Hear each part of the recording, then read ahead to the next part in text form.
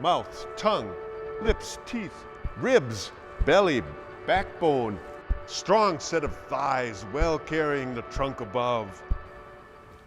Having calculated close, I find no sweeter flesh than sticks to my bones. Oh. Let me properly introduce myself. Choreographer and performance artist, a storyteller and a dancer. Are you ready for a love story?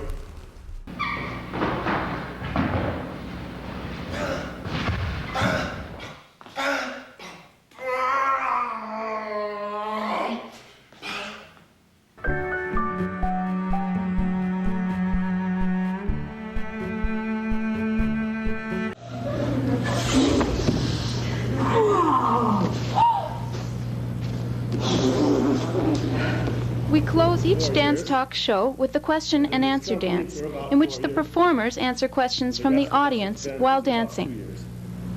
How come the girls lift the boys? I like it. And I like being lifted.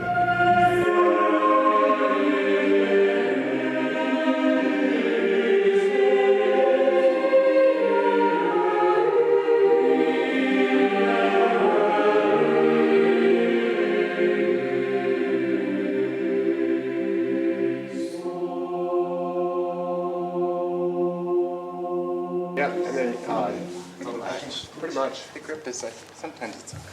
Oh, no, we don't. No, I'm sorry, you're right, we don't, because we separate. There's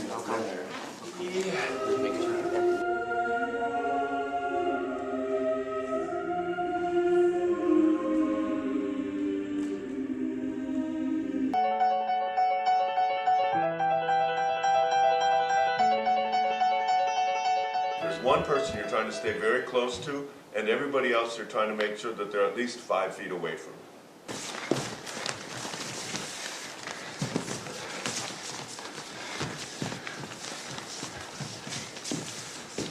Weiblicher, Tunter, dicker und feminin.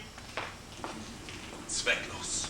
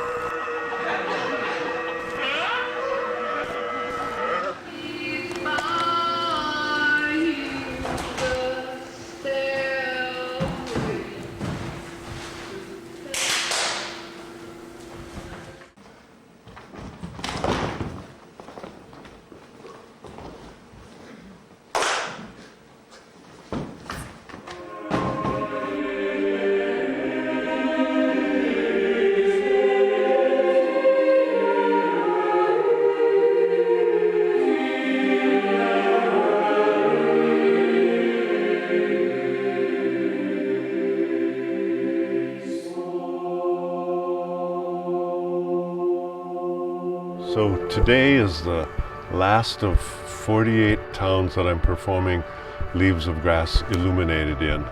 This is Worthington, Minnesota, and I'm going to be performing here in the Memorial Auditorium. And it's kind of sweet and kind of sad all at the same time. I was born in Worthington. This was my mom's hometown, and so the Memorial Auditorium would be the stage that my mom walked across to get her high school diploma. So yeah, there's a kind of emotional richness for me to be here. For Patrick, growing up as a young man who knew he was gay from a young age in Worthington, Minnesota. Peccatum. Sin, yes. Illud horribile. So horrible. Inter Christianos, amongst Christians, non nominandum, not named. Yes. Thank you. The sin so horrible that Christians do not speak its name. During my lifetime, people actually spoke this entire 20-syllable Latin phrase to avoid saying, lest ideas spread to people who would not have had them had they not heard our words. That's the world that I was born into. How was I to make sense of that? I arrived during the height of Joseph McCarthy, during the sort of communist pinko fag witch hunt in America, and was born to two very traditional Catholics who, if at the time I was born had been told, oh yeah, your son's going to grow up to be a well-known homosexual, they probably would have said, oh, can we trade him in for something else? Because it would have just been like too overwhelming for them to even conceive this.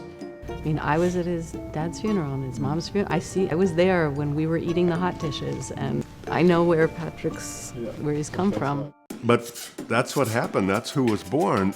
The inquiry, I think it burned into Patrick's heart and mind, was how does he live his life with the most freedom and consciousness and creativity as possible, and how does he do that in the process that enable other people to live freely and consciously and creatively?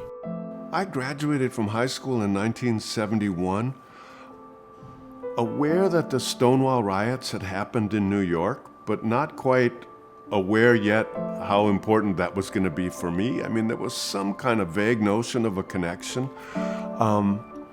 But as I look back on it now with much more perspective, I realized, wow, I was part of this first wave of post-Stonewall openly gay artists in America who really had an opportunity to present a new vision to the world of what it might be like to live your life openly and honestly as a gay person.